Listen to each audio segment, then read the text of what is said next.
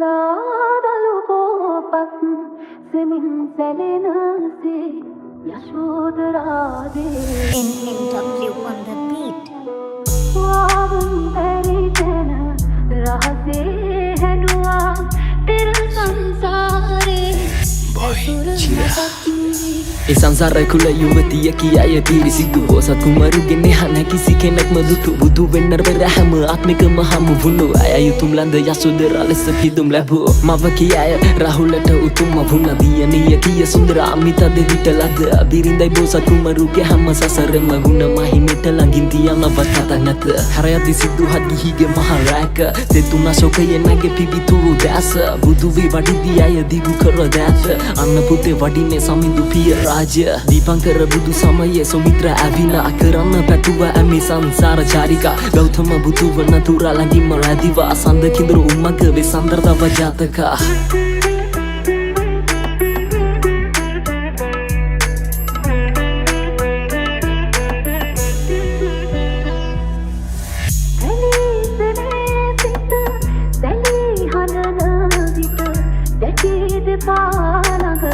යශෝදරාවෝ පිපිනිවන්න සාදුකාරදී නිවී පහන්දිය උදැසනක්සේ ලාදලු පෝපත් සෙමින් සැලෙනසේ යශෝදරාදේවී වාවන් ඇරිතන